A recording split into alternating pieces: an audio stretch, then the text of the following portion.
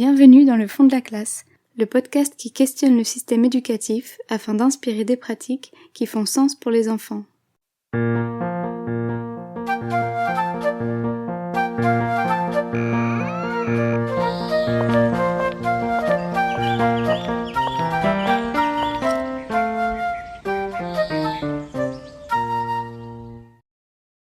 L'école est-elle vraiment démocratique ? Quels sont les objectifs d'une éducation à la démocratie ? Est-ce que faire vivre des pratiques démocratiques à l'école suffit à transmettre les fondements et les valeurs de la démocratie ? Une école qui se veut démocratique, mais impose un cadre pour le bien de tous, est-elle cohérente ? Y a-t-il des limites légitimes à la liberté de l'enfant ? Vous l'aurez compris, on parlera dans cet épisode de la démocratie de l'école, à travers son accessibilité, sa capacité à être démocratique, et de la démocratie dans l'école, à travers ses pratiques pédagogiques et ses contenus d'apprentissage.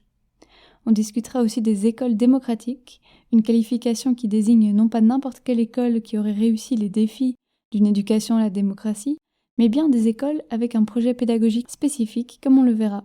Pour discuter de tout ça, j'ai rencontré Alexandra Kokai. Vous l'avez peut-être aperçue dans le documentaire « L'école du changement », qui retrace la mise en route de 2 écoles secondaires publiques à pédagogie active, le lycée intégral Roger Lallemand à Saint-Gilles et l'école plurielle maritime à Molenbeek, où Alexandra est coordinatrice pédagogique. Je la laisse se présenter à vous. Je suis coordinatrice pédagogique au sein des écoles secondaires plurielles, qui sont des écoles qui sont implémentées sur le territoire de Molenbeek et qui ont ouvert en 2017, qui sont des écoles à pédagogie active. Mon travail dans ces écoles-là, c'est véritablement d'accompagner les professeurs, de les encourager, de les encadrer, de les former dans la mise en œuvre du projet tel qu'il a été initialement pensé. Et puis ça, c'est un mi-temps. Et de l'autre côté, depuis 18 ans maintenant, j'enseigne les sciences sociales à l'école de Crolly, dans les grandes classes du secondaire, et qui est une école avec une tradition pédagogique séculaire. Donc ce sont 2 écoles qui ont de grandes similitudes pédagogiques, qui ne se ressemblent pas du tout en termes d'environnement social, de public avec lesquels on travaille. Les familles vivent des réalités très différentes. C'est pas le même réseau d'enseignement non plus. Mais voilà, il y a du lien évidemment. On s'est beaucoup inspiré de l'école de Crolly au moment de réfléchir au projet pédagogique des écoles plurielles, mais on est sur des réalités géographiques et sociales vraiment différentes. Voilà. Et j'ai un master en sociologie politique et puis j'ai fait l'agrégation. J'ai fait un petit passage en aide à la jeunesse. J'ai travaillé pour la ASBL Solidarité, qui est une ASBL qui émane de l'aide à la jeunesse, qui travaille avec des publics de jeunes très fragilisés. Et ma mission, c'était de réécrire le projet pédagogique et d'implémenter les pédagogies actives. Et c'était très bien parce que ça s'est arrivé juste avant l'ouverture des écoles. Et c'était pour moi la meilleure manière d'éprouver la pertinence de ces pédagogies-là auprès de publics plus fragilisés. Cet épisode sera également accompagné par Maëlys Layeux, qui est historienne de formation et actuellement coach parental, et dont les enfants sont passés par une école démocratique. Elle tient également un blog autour de la parentalité. Sur mon blog, en fait, quand les gens s'inscrivent à ma newsletter, ils reçoivent différents outils de parentalité. Il y a des outils pour décharger les émotions et il y a aussi des outils pour comment on fait dans les conflits dans la fratrie. Et donc, il y a quand est-ce que j'interviens ? Parce que ça, c'est la première question. Est-ce qu'on doit toujours intervenir quand nos enfants ont un conflit ? Et après, c'est quand j'interviens, comment est-ce que je fais ? Donc vous pouvez trouver ces ressources sur mon blog. Mon blog, c'est maëlys.com et Maëlys, ça s'écrit M-A-E-L-I-2-S. Avant de plonger au cœur du sujet de la démocratie de l'école et dans l'école, il est judicieux, pour ne pas utiliser le mot démocratie tel un mot valise pendant le reste de l'épisode, de faire un petit détour par la démocratie tout court. La démocratie, il y a d'abord la définition qu'on a d'un système politique démocratique et de l'idéologie selon laquelle ça devrait être le gouvernement du peuple, par le peuple, pour le peuple. Et quand on a dit ça, on n'a rien dit, ou à tout le moins, on a mesuré à quel point c'est un système qui est un peu souffreteux pour le moment, et que si peuple existe, il y a quand même une partie qui ne se sent pas représentée, et ça, on le sent très fort dans les écoles. La question de la légitimité de ce système-là, qui nous représente, est-ce que notre parole est portée ? C'est un matériel de réflexion qui est très intéressant. La démocratie, c'est donc quand les gens peuvent penser, parler et agir ensemble pour prendre des décisions, sans déléguer cette prise de décision à d'autres. Alors aujourd'hui, qu'y a-t-il derrière ce mot, étant donné que nous déléguons les prises de décision à nos élus, et que, comme vient de l'évoquer Alexandra, tout le monde ne se sent pas représenté par ses élus. Ce paradoxe entre la définition de la démocratie et la façon dont elle est appliquée actuellement s'éclaire quand on s'intéresse à l'histoire de ce mot et des pratiques qui lui sont associées. Il serait trop long et par conséquent trop réducteur de raconter ici cette histoire, mais je vous conseille d'écouter ou lire Francis Dupuy-Derry, et David Van Reybrouck si vous voulez creuser la question.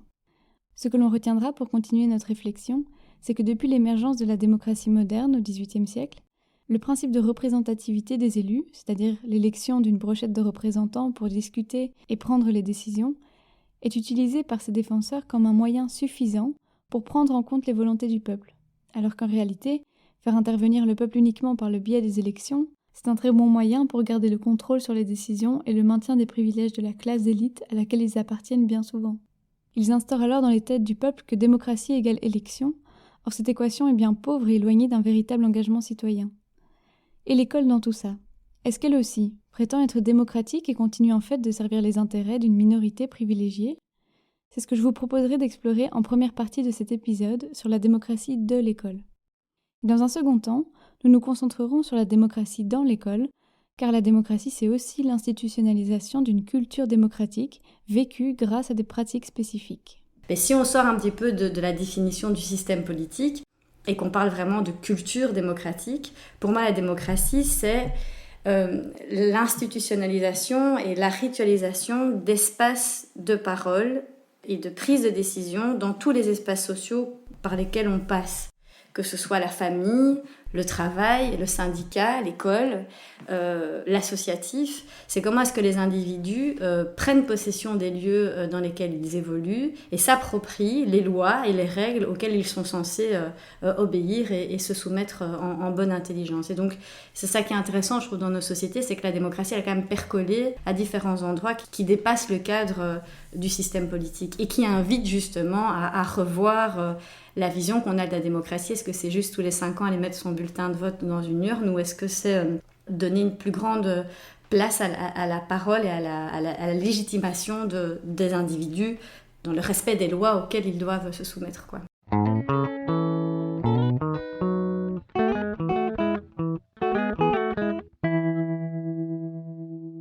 Alors quand on réfléchit à la démocratie de l'école, on pense rapidement à la massification scolaire, c'est-à-dire l'ouverture des portes de l'école publique aux jeunes moins favorisés grâce à la loi d'obligation scolaire. Cette massification commence au début du XXe siècle pour l'école primaire et s'accentue fortement dans les années 60 pour le secondaire puis le supérieur. Cette massification, bien qu'elle ait certainement changé la vie de nombreuses personnes qui n'auraient pas eu accès à l'éducation sans elle, n'a néanmoins pas atteint ses promesses d'égalité et d'émancipation. Pourquoi ? Eh bien entre autres parce que cette école démocratique de masse, comme on l'appelle, repose sur l'idéal d'égalité méritocratique des chances. C'est-à-dire que, quand les portes de l'école se sont ouvertes au milieu populaire, l'État a transmis le message « Ok, maintenant qu'on vous ouvre les portes, qu'on vous donne votre chance, c'est à vous de montrer que vous méritez votre place. » D'où ce principe d'égalité méritocratique des chances. Ainsi, tous les élèves sont considérés comme égaux, vu qu'on leur offre soi-disant à tous les mêmes chances de réussite sociale, comme si ouvrir les portes suffisait à rendre les destins égaux.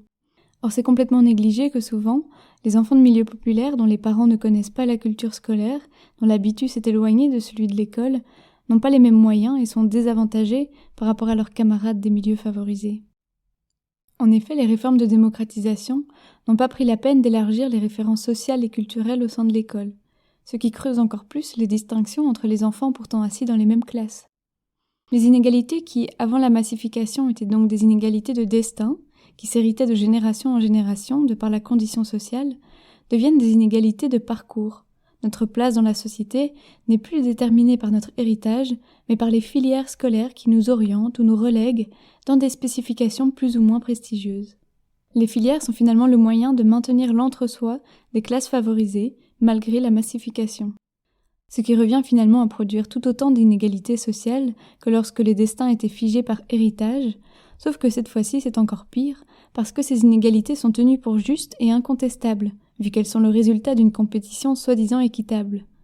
On voit donc que l'école, en se disant démocratique, maintient finalement l'ordre social, de façon à ce que les enfants favorisés terminent plus facilement en haut de la pyramide sociale à la fin du parcours scolaire. Si vous souhaitez approfondir cette réflexion, je vous conseille le livre « L'école peut-elle sauver la démocratie ?» de François Dubet et Marie Durubella. De ce constat, comment mettre en place un système scolaire réellement démocratique, qui ne se contente pas d'ouvrir ses portes, mais prend véritablement en compte les différences socio-culturelles. J'ai demandé à Alexandra comment ils avaient rendu leur école accessible à la population qui l'entoure, dans la commune de Molenbeek. Vous allez l'entendre, ils ne se sont pas arrêtés à la gratuité de l'enseignement. Ils ont saisi l'importance de considérer à quel public ils ouvraient leurs portes. Pour nous, il était évident que pour que ce soit une école proprement démocratique, la question financière ne devait pas exister du tout. Et donc les parents ne pouvaient pas douiller un seul euro, sauf de façon exceptionnelle, pour que leurs enfants puissent s'inscrire dans notre école. Et ça, nécessairement, ça nous imposait de rallier un réseau de l'école officielle. L'autre chose aussi, c'était de dire qu'il fallait pas... on savait quel type de famille on travaillait, il fallait quand même que notre projet soit un peu rassurant. Et donc on ne pouvait pas aller dans quelque chose de trop expérimental non plus. Mais par contre, le préalable selon lequel les pédagogies actives doivent tenir compte de ce qui constitue l'enfant, de ses forces, de ses faiblesses, de ses fragilités, de son environnement social, dans quelle famille il évolue, ça a une place prépondérante, mais qui va se décliner autrement. La place de l'assistant social dans notre école. On a un assistant social à temps plein. C'est complètement inédit. Parce que sa parole et le regard qu'il a sur ce que vivent les enfants est très important. La place de la logopède, les moments de différenciation. Donc laisser les enfants travailler à leur rythme après les heures d'école, la place du travail autonome. Et puis nous, le challenge en fait, dans la mise en œuvre du projet, c'était vraiment, et on sous-estime à quel point ça peut être compliqué, c'est une école secondaire. Et donc on accueille en première secondaire exclusivement des élèves qui n'ont pas l'expérience des pédagogies actives. Alors que dans une école comme l'école de Crolly, l'école active, Single Lane, de l'autre côté de l'école, on n'accueille pas exclusivement des élèves qui n'ont qu'une expérience en pédagogie active, et quand même une majorité d'enfants sont familiers de ce qu'on appelle la prise de parole, les conseils d'élèves, travailler autour d'un centre d'intérêt. Et là, en fait, on a vraiment des enfants qui ont un rapport à l'école qui n'est pas celui-là. Et il faut juste en avoir conscience, c'est-à-dire la première secondaire, le premier semestre, c'est réconcilier les élèves avec l'école. Alors ils ne sont pas tous fâchés avec l'école, il y a des très chouettes écoles primaires aussi, mais c'est leur apprendre que leur parole est légitime, parce que faire un conseil avec des enfants qui sont terrorisés, qui ne savent pas quoi dire parce qu'on leur a jamais proposé de prendre la parole, il y a tout un travail de déconstruction qui est nécessaire avant de pouvoir construire. On est dans des temporalités différentes parce que la culture de l'actif, elle est à construire. Et concrètement, quelles pratiques ont alors été mises en place pour accueillir au mieux les élèves ? La première semaine, c'est vraiment, et ça c'est aussi une particularité de notre école, c'est une semaine d'observation. Et donc, nos classes ne sont pas constituées à la rentrée. On constitue des classes de première secondaire après la première semaine. Donc la première semaine, tous les jours, du lundi au vendredi, on remélange les groupes d'enfants. Donc on a des groupes de 24 forcément, mais on mélange vraiment les enfants et on observe vraiment les dynamiques qui existent entre eux pour préserver les binômes ou en tout cas les groupes où il y a une dynamique positive ou des leaders positifs et puis casser les relations dont on pense qu'elles ne vont pas être porteuses. Donc ça c'est très important de se dire on consacre une semaine, c'est la semaine de rentrée où les élèves vont vraiment avoir une semaine pour découvrir le projet. On leur laisse le temps de découvrir le projet, poser des questions. La première activité c'est quelles sont mes craintes, quelles sont mes attentes, quelles sont mes questions. Donc il y a une vraie semaine déjà de formation des élèves dans leur école et de notre côté, on observe vraiment les élèves pour composer les groupes les plus complémentaires possibles et les plus hétérogènes possibles. Et en faisant ça, on gagne déjà beaucoup de temps en termes de prise de parole. Voilà, il y a des tempéraments différents. Si on met tous les leaders un peu grande gueule dans la même classe, ça risque de paralyser les élèves. Et puis ce qu'on fait aussi, c'est expliquer les raisons pour lesquelles on fait les choses. Ce qu'on ne fait pas forcément dans d'autres écoles à pédagogie active. Les adultes sont convaincus du bien fondé de ce qu'ils font, mais ne prennent pas forcément la peine d'expliquer les raisons pour lesquelles on va le faire. Donc, on a une phase d'explicitation de pourquoi est-ce qu'on va faire les choses, pourquoi est-ce que c'est normal d'être gêné au début. Donc, on prend le temps de faire les choses et on est très fort en ritualisation. Nous. Donc, on a institutionnalisé beaucoup de choses. Donc, les conseils, c'est tous les vendredis, c'est le même rituel dans toutes les classes. C'est un rituel qui est rassurant, qui est expliqué et qui fait que les choses progressent petit à petit. On n'a pas d'attente de résultats. On sait qu'un premier conseil, alors ça dépend, parfois ça roule tout de suite, mais c'est vraiment travailler sur plusieurs facettes. L'appropriation du projet par les élèves lors de la première semaine. On ne commence pas l'année comme ça tout de suite. La composition de groupes hétérogènes qui vont faciliter, et complémentaires qui vont faciliter ces prises de parole. Et pas de pression, pas d'attente de résultats. On leur dit, tout est en construction. Et en fait, sur le conseil, ça va assez vite. Pour prendre en compte la réalité des enfants de l'école, Alexandra nous parle aussi de l'importance d'accueillir les parents, et pas seulement en début d'année. Et il y a aussi un autre aspect, c'est que dans notre école, les parents sont vraiment considérés comme des partenaires. Et donc, ça, c'est un truc qui nous tenait vraiment très fort à cœur, c'est qu'on ne voulait pas que les parents viennent à l'école convoqués parce qu'il y a un mauvais bulletin. Et donc, il y a vraiment une association de parents qui s'est mise en place très très vite, des cafés parents qui ont été organisés par l'assistance sociale. Il y a 2 réunions de parents différentes, donc les réunions de parents pour aller rencontrer un professeur dans une matière où ça fonctionne pas bien, mais aussi le moment où le parent vient découvrir le carnet de progression avec son enfant et son portfolio. La direction met vraiment... consacre une énergie vraiment très importante au moment des inscriptions pour passer un temps avec chaque famille, et l'école est ouverte, vraiment. Et ça, pour moi, c'est constitutif d'une égalité, d'une école complètement ouverte où le parent se sent accueilli. Il peut venir déposer ce qui se passe à la maison, il ose dire qu'il est dépassé, qu'il n'arrive pas à accompagner son enfant, par exemple. Et ça, c'est quelque chose dont on parle peu. Il y a la gratuité, qui est essentielle, hein. Et aussi, comment est-ce qu'on envisage le rapport et la relation avec les familles. À travers ces différentes pratiques, l'école tend vers l'égalité, vers l'émancipation de tous et toutes. Mais l'école ne peut pas tout.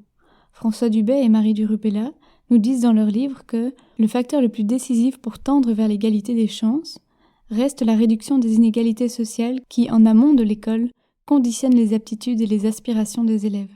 Pour Maëlys, il est aussi important de remettre en question nos représentations. Et pour le moment, dans notre école et dans la manière dont est vu l'enfant dans la société, ça entretient ce modèle-là de finalement, tu dois obéir. Il y a des moments où tu dois faire des choses. Et tout ça, pour moi, ça entretient les modèles inégalitaires. Et donc, c'est vraiment toute une réflexion sociétale. On peut commencer par l'école, mais l'invitation, c'est aussi de travailler ça, de remettre en question notre vision de l'enfant. Pour moi, il y a vraiment ça. Il y a le gros travail de la vision de l'enfant et la vision de la liberté, la vision de la responsabilité. Parce que pour moi, liberté ne veut pas dire que tout est permis, que tout est autorisé. Il y a vraiment la vision de c'est quoi la bienveillance. Et je suis effectivement convaincue que ce travail-là peut amener à faire évoluer et à faire germer des choses.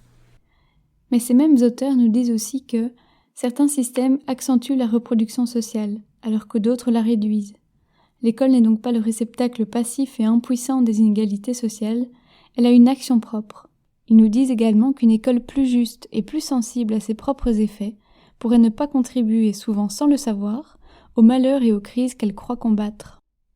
Si on veut une vraie démocratie, c'est-à-dire une société où chacun et chacune peut s'émanciper, avoir son mot à dire, se placer dans le débat politique et y prendre part de manière sereine, avec pour objectif le bien commun, quelles pratiques pédagogiques faut-il valoriser ? Que faut-il apprendre ? Que faut-il travailler ? Quels sont les pièges à éviter et les leviers sur lesquels s'appuyer ? Ce sont ces questions sur la démocratie dans l'école que nous allons maintenant parcourir. Alexandra nous partage une première piste pour répondre à ces questions.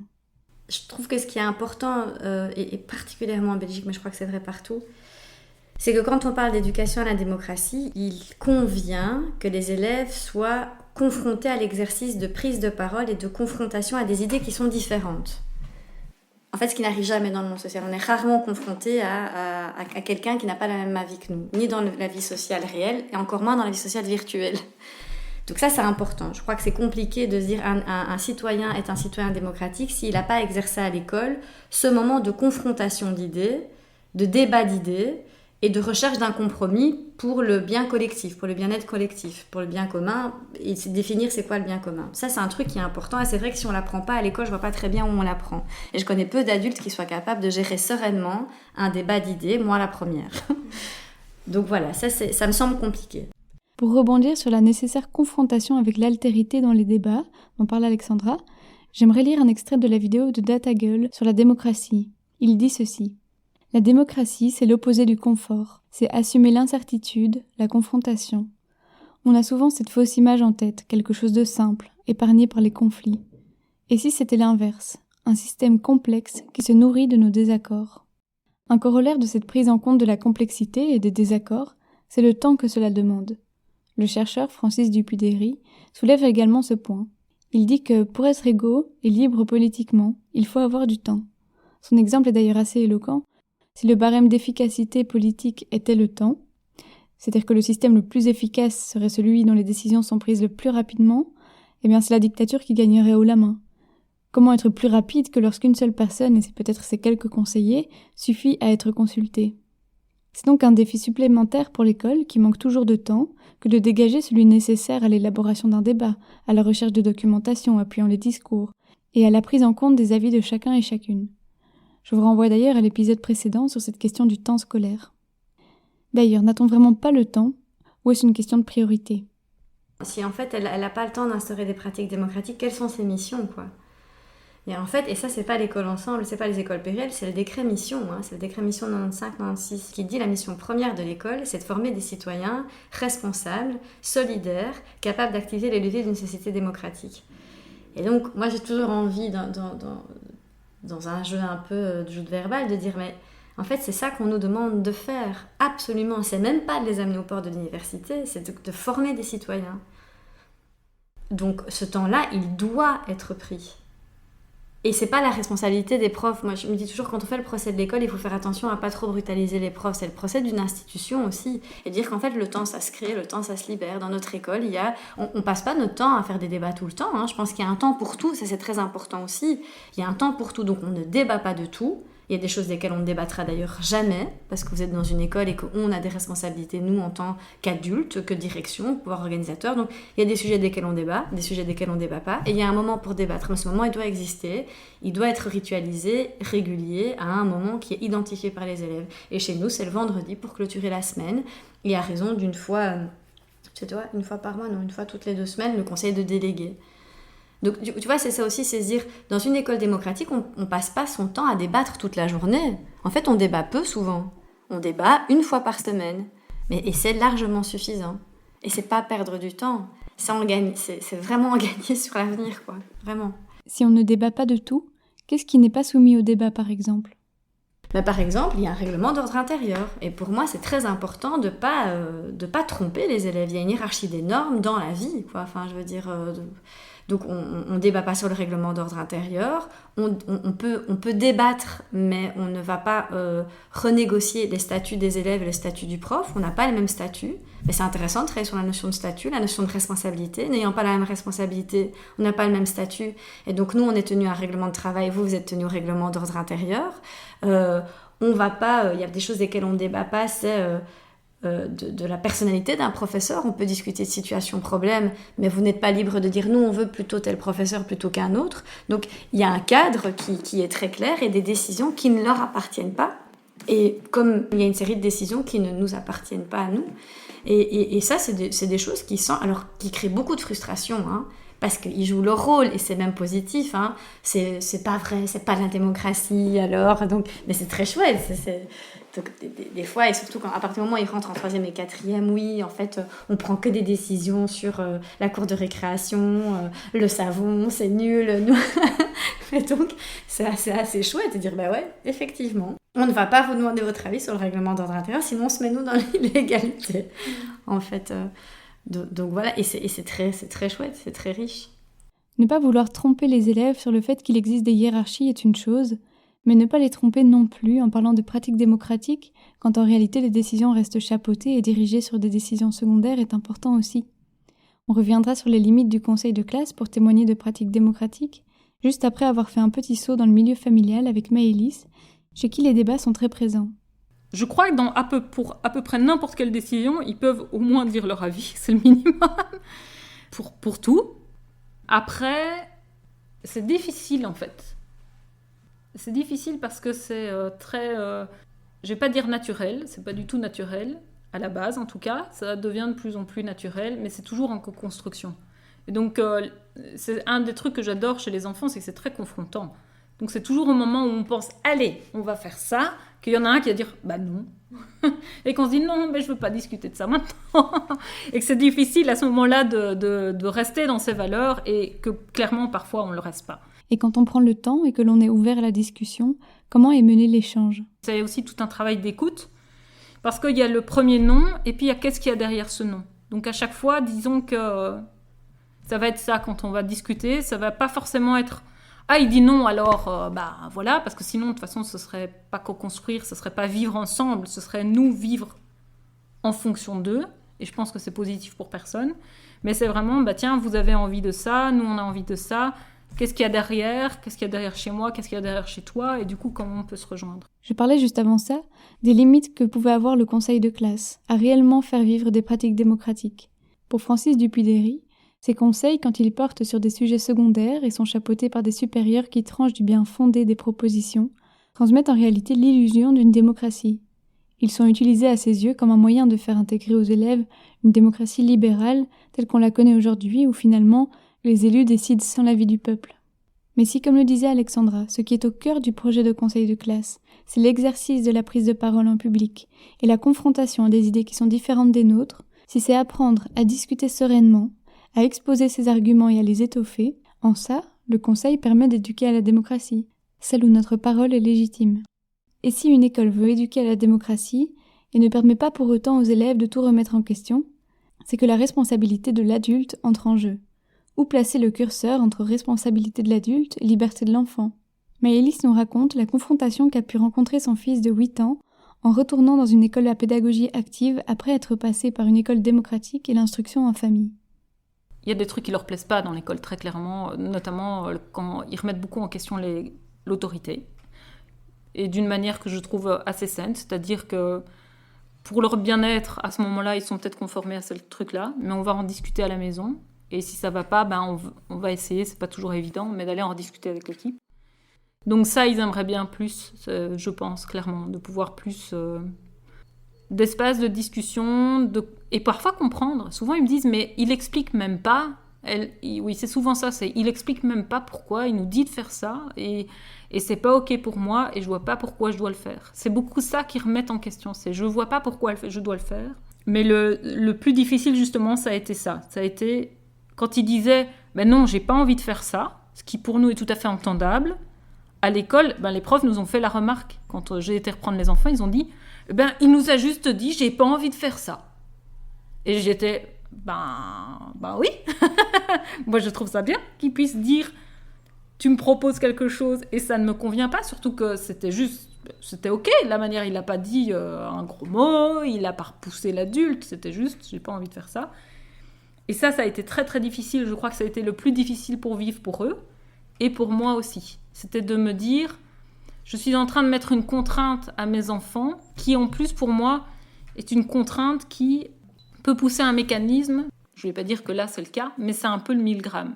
Ça veut dire qu'on dit à l'enfant, il y a une autorité, et tu dois te soumettre à l'autorité. Je te dis en tant qu'autorité que tu dois le faire, et donc tu dois le faire. C'était très violent pour moi, je l'ai vécu de manière violente, de mettre mes enfants dans un cadre qui amène ça. Donc le pas qu'on a fait, c'est de se dire, ok, nous on va déconstruire ça. On va déconstruire ça à la maison. Et donc ça, c'est quelque chose qui encore maintenant, les profs sont choqués, c'est que quand on vient dire de quelque chose qui ne nous convient pas à l'école, pour nous c'est ok que les enfants soient là. Que nous, on discute avec les enfants de ce qui ne va pas à l'école. C'est pas facile, mais voilà, l'idée c'est en tout cas de se dire, l'école n'est pas démocratique, mais on va essayer à la maison de rester vaguement. Je lui ai demandé d'approfondir sa vision de l'autorité et comment elle trouvait l'équilibre entre responsabilité de l'adulte et liberté de l'enfant. Finalement, c'est de questionner cette notion d'autorité. Moi, comment je le vois, je vois ça vraiment comme co-construire un cadre avec mes enfants. Et qu'effectivement, eux ne sont pas forcément... Leur cerveau n'est pas encore mature, par exemple. Moi, la manière que je vois, c'est un cadre. Et d'un côté, il y a les lois. D'un côté, il y a tout ce qui est valeurs dans notre famille. L'idée, c'est de co-construire ça. C'est que même s'il y a ce cadre-là, il doit être flexible et pas rigide. Parce que même une loi, elle peut être injuste, elle peut être inique. Et de même, les valeurs, dire bonjour, effectivement, signaler à une personne qu'on croise qu'on a reconnu son existence me semble important. Par contre, est-ce qu'on va lui faire un bisou, un coucou de loin ou quelque chose comme ça ? Ça, c'est quelque chose qu'on peut co-construire. Et je pense que, en tout cas, de mon expérience de parent et de professionnel, c'est des choses qu'on peut travailler ensemble et ça demande énormément de déconstruction de ce rapport justement à l'autorité. Et dans le cadre d'une école, ce qui est difficile, c'est d'une part qu'ils ont un programme, et du coup là ça amène à questionner potentiellement la question du programme. Est-ce que le programme, dans ce qu'il est là maintenant, pour tous les enfants, est nécessaire de cette manière-là, à cet âge-là? Ça pour moi c'est la grosse question, parce que je comprends bien que suivre vraiment les apprentissages autonomes de l'enfant, alors qu'on doit suivre un programme et garantir qu'à tel âge il puisse faire ça, je ne suis même pas sûre que ce soit possible en fait. Peut-être que si les lois et les valeurs sont imposées pour garantir le cadre, c'est la manière de les vivre, de les appliquer qui peut être discutée avec les enfants. Il y a pour Philippe Mérieux 2 versants à l'exercice de la démocratie à l'école. Premièrement, apprendre à penser par soi-même, et deuxièmement, apprendre à fabriquer du commun, c'est-à-dire à apprendre à faire société, à penser des actions qui servent au bien commun. Et viser ce bien commun, c'est parfois ne pas discuter de tout, c'est admettre qu'il y a un périmètre, au-delà duquel certaines règles ne se discutent pas, car elles garantissent le cadre, la sécurité et la santé des acteurs de l'école. Et c'est aussi dire la bienveillance, c'est la bienveillance vis-à-vis du groupe aussi, et des logiques de pouvoir et de prise de pouvoir, on en a dans le monde adolescent, c'est normal, c'est un monde qui peut être très violent. Et donc ça n'est pas bienveillant de recadrer très fermement un élève qui prend le pouvoir et qui brutalise le reste du groupe. C'est bienveillant en fait, pour lui. C'est bienveillant pour le groupe et c'est bienveillant pour lui. On parle beaucoup de bienveillance, beaucoup d'une posture bienveillante, mais qui doit aussi être une posture exigeante. Je vais pas dire que j'ai un problème avec le concept de bienveillance, ce serait malvenu, mais la bienveillance, elle est aussi parfois mal comprise par les collègues, et notamment les jeunes collègues qui du coup se laissent complètement marcher sur les pieds. On oublie de respecter leur propre intégrité, leur propre personne. Donc je leur dis souvent la bienveillance, notre projet est bienveillant. Notre projet est bienveillant puisque on sait les familles dans lesquelles évoluent nos enfants, nos élèves. Il y a des moments de différenciation prévus pour eux. On n'est pas dans une expérience scolaire humiliante et violente. Mais il y a une exigence aussi, et il y a la place de chacun, et il y a un moment pour tout. Et tout le monde occupe sa place, toute sa place, mais rien que sa place. Et ça, c'est bienveillant aussi. Donc la posture, elle est bienveillante, mais elle est exigeante, nécessairement. Il y a donc une tension nécessaire entre d'un côté une écoute, une disponibilité, une compréhension des besoins de chacun et chacune, et de l'autre une attention au groupe en tant que collectif qui apprend à évoluer comme tel, et donc dans le respect d'un certain cadre. Mais comment ne pas être dans un double discours qui parle de démocratie autant qu'il en contraint l'émergence? Cela va dépendre de ce qu'on entend par démocratie et de ce qu'on attend d'une éducation à la démocratie. Les écoles démocratiques, basées sur les expériences telles que Summerhill ou Sudbury Valley School, tentent de diminuer ce double discours en mettant à l'avant-plan du projet pédagogique des processus et organes démocratiques, ainsi qu'une grande liberté laissée à l'enfant dans ses choix quotidiens. Ce sont des écoles où les enfants ont effectivement très jeunes le choix de leurs occupations, de leurs apprentissages, mais aussi de discuter et instaurer des règles qui s'appliquent au collectif.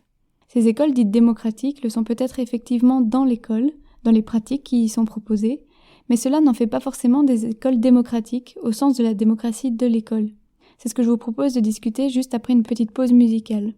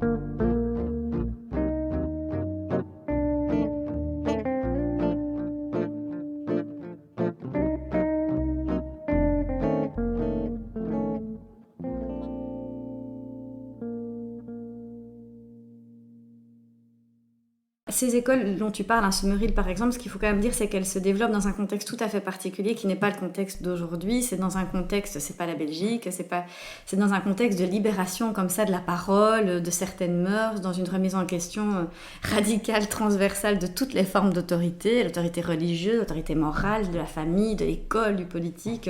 Et c'est des expériences assez inédites, expérimentales et communautaires en fait, avec des choses un peu surprenantes dans le rapport à la nudité, par exemple. Enfin, c'est très lié à cette époque-là, quand même, avec un esprit communautaire et une liberté qui est déclinée de façon très poussive et expérimentale, je dirais vraiment, puisqu'on sait, à Summerhill, il y a des enfants qui, pendant 3 ans, décident de ne pas travailler, par exemple. C'est pas grave. Il est clair que le double discours dont je parlais plus tôt, entre d'un côté une volonté de faire vivre la démocratie et de l'autre la nécessité d'imposer un cadre qui ne permet pas son plein exercice, est ici moins ambivalent.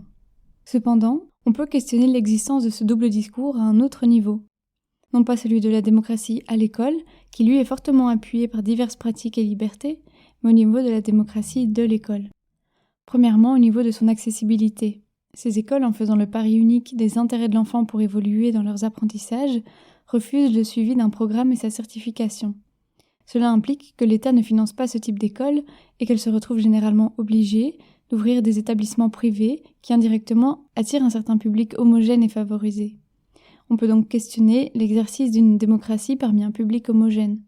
Où passe la confrontation avec l'altérité, avec les avis et les intérêts divergents ? Il faut dire que ce point concernant l'homogénéité des groupes s'applique généralement au reste des écoles qui, dans notre pays particulièrement, sont très homogènes. Il faut vraiment, pour moi, avoir en tête le public avec lequel on travaille. Idéalement, il faudrait qu'on ait des écoles qui soient complètement mixtes socialement. Parce que, comme je le disais, la mission première de l'école, c'est de former des citoyens responsables capables de débattre. Et le débat, il doit être contradictoire. Et dans les écoles aujourd'hui, il n'y a pas de débat contradictoire parce qu'on a des écoles implémentées dans des quartiers et on a des écoles qui sont choisies par des familles à bon ou à mauvais escient. Et donc, ce débat-là démocratique, il n'existe pas. Deuxièmement, faire le pari des intérêts naturels de l'enfant comme unique incitant à l'apprentissage, c'est tomber dans l'illusion de l'auto-engendrement, comme dit Philippe Mérieux.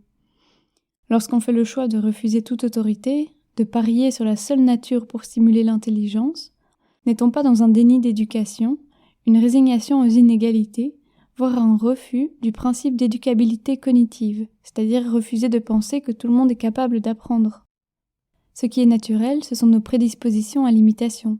C'est notre câblage neuronal qui, très immature à la naissance, et par conséquent très malléable, permet une grande spécialisation, une grande adaptation à tout milieu. Là où le risque survient, c'est de penser que l'autonomie, la coopération, le capital culturel s'acquièrent de manière spontanée. Les intérêts et les questions qui émanent des enfants sont évidemment le point de départ de toute pédagogie voulant rendre l'enfant acteur de ses apprentissages, mais on ne peut pas parier uniquement dessus pour assurer une émancipation sociale et intellectuelle. Et ce justement parce que cette curiosité, ces intérêts, s'ils sont naturels, dépendent du milieu de l'enfant, de la richesse de son environnement, et donc sont inégaux.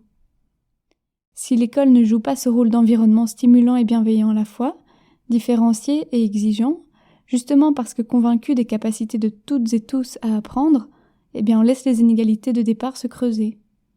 J'aimerais tout de même préciser que ce pari de la curiosité naturelle n'est pas mauvais en soi, mais qu'il est risqué quand il est défendu comme un projet pédagogique dans une école qui se doit d'être le lieu d'émancipation et non de reproduction des inégalités. Ce pari de la curiosité naturelle peut être réussi dans un milieu très privilégié où les adultes sont disponibles et ont des moyens intellectuels et financiers importants. Mais le problème est lié à l'application de ce principe à des collectifs d'enfants qui n'ont pas les mêmes bagages. Car faire le choix de ne pas interférer avec cette curiosité, de ne pas agir pédagogiquement et laisser l'enfant manipuler et s'amuser sans faire dessus un retour pédagogique, c'est prendre le risque de ne réserver l'accès au savoir qu'à ceux dont l'environnement familial et social aura déjà formé à une pensée structurée. Puisque les écoles ne sont pas mixtes socialement, c'est pas très honnête et un peu superficiel de ne pas considérer la dimension sociale des élèves avec lesquels on travaille. Et je vois pas très bien comment est-ce qu'on peut défendre, dans une école populaire, de laisser les élèves complètement libres de faire ce qu'ils veulent faire. Ils vont faire quoi alors ? Si on n'impose pas un nombre, sans mépris aucun pour les milieux populaires desquels moi je viens, mais je sais ce que je dois à l'école, en fait. Donc, non, vous allez tous aller voir des pièces de théâtre et tout le monde va lire autant de livres par an. Et oui, on va analyser la presse et vous n'êtes pas libre de faire ou de ne pas faire. Et oui, on va réfléchir au genre, même si ça vous fait saigner les oreilles. Et oui, il y a une question qui émerge sur la prostitution, on trouve que c'est important de le faire. Et vous n'êtes pas libre d'y réfléchir ou de ne pas y réfléchir. Ça, c'est la responsabilité de l'école, quand même, pour moi. C'est ça la démocratie, c'est de travailler sur le capital culturel, en fait. Et dans une école où on a des enfants qui viennent de catégories sociales hyper privilégiées, c'est de travailler sur la réalité sociale de l'autre côté du canal aussi, en fait. J'aimerais, pour rebondir sur ce nécessaire mouvement d'un milieu vers un autre, vous citer un passage du livre La joie du dehors de Guillaume Sabin. L'émancipation ne peut être définie par avance, par tous et pour tous. Elle n'a de sens que relativement à une expérience singulière. Et malgré cela, elle n'est pas et ne peut pas être un processus individuel. Il faut un élément extérieur, quelqu'un ou quelque chose qui puisse faire dévier d'une trajectoire évidente. On ne peut donc émanciper à la place d'eux, et on ne peut s'émanciper seul. L'émancipation est ce geste singulier qui suppose relation et réciprocité. Ainsi, l'école et ses enseignants, si elle veut viser l'émancipation de ses élèves, doit prendre une part active dans l'accompagnement des apprentissages. Partir des intérêts, mais ouvrir aussi aux perspectives, aux réalités, aux problématiques qui ne peuvent être pensées par les enfants si elles ne font pas partie de leur quotidien ou de leurs intérêts. D'où l'importance d'installer un mouvement de balancier entre le dedans et le dehors de l'école en variant les milieux rencontrés, en faisant venir les parents et autres passionnés dans les murs de l'école, ainsi que d'autres pratiques qui permettent de faire ces liens évoqués dans le 2e épisode sur les frontières de l'école. Une fois que l'on accepte cette idée de réciprocité dans la relation d'apprentissage, une question légitime est celle des savoirs essentiels au programme pour éduquer à la démocratie. J'ai demandé à Alexandra quels sont-ils à ses yeux. Les élèves qui sortent de l'école secondaire ne peuvent pas ne pas savoir comment fonctionnent les institutions. Et à un moment donné, je caricature un peu, mais qu'est-ce qui est plus important, quoi ? Avoir lu Montaigne et Stendhal ou comprendre comment, que font nos dirigeants ? Pourquoi est-ce qu'ils s'arrachent la figure au Parlement ? De quoi ça parle en fait ? Pour moi, il y a vraiment beaucoup trop presque d'attention sur les moments d'expression et de débat, mais pas sur en fait, les bases de notre système politique. Je crois qu'il faut absolument remettre au cœur des apprentissages le fonctionnement des institutions en Belgique. Comment ça fonctionne le vote ? C'est quoi le scrutin proportionnel ? Pourquoi est-ce que des partis politiques qui se font la guerre pendant toute une période électorale montent quand même au pouvoir ensemble ? C'est quoi une majorité ? C'est quoi l'opposition ? Qu'est-ce que c'est qu'une déclaration de politique générale, par exemple ? Quelles sont les compétences du fédéral ? C'est quoi les compétences des communautés ? En fait, on a quand même une méconnaissance, et même de la part qui émane de citoyens lambda qui sont pourtant cultivés, curieux, intéressés. Mais je vois pas très bien comment on peut être un citoyen démocratique de plein droit quand on comprend pas le fonctionnement des institutions, pourquoi on vote, pour qui on vote. Pour moi, c'est le lit de tous les populismes.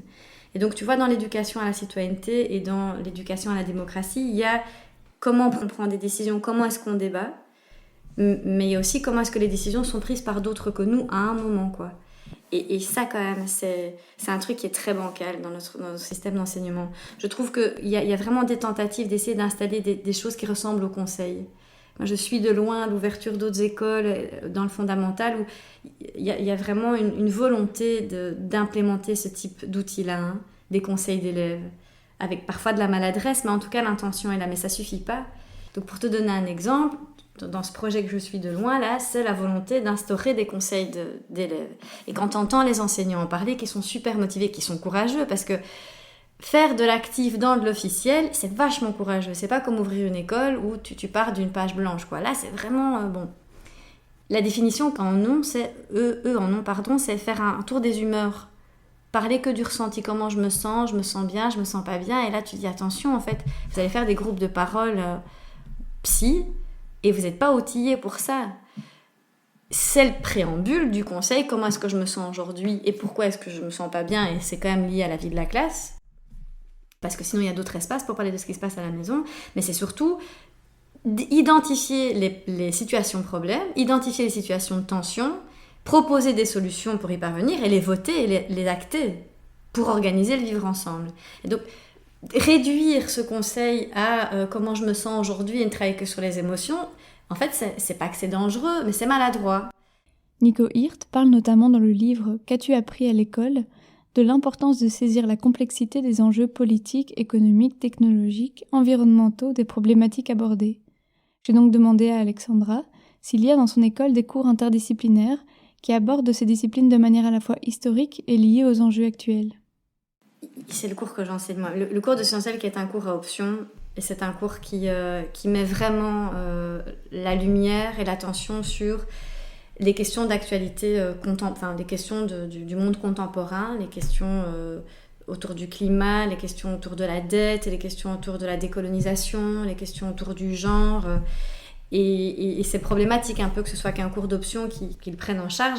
Ce qu'on sait, c'est que le pacte d'excellence va tendre quand même vers un tronc commun où ces thématiques-là devront être imposées. Alors, on ne va pas avoir un débat sur le pacte d'excellence, il y a beaucoup de choses à en dire, mais de nouveau, je pense aujourd'hui, on connaît une vraie volonté d'implémenter ces questions-là dans le cursus même des écoles traditionnelles. Pour ce qui est des écoles à pédagogie active et ce qui est des écoles plurielles, on décide de travailler sur un thème de l'année.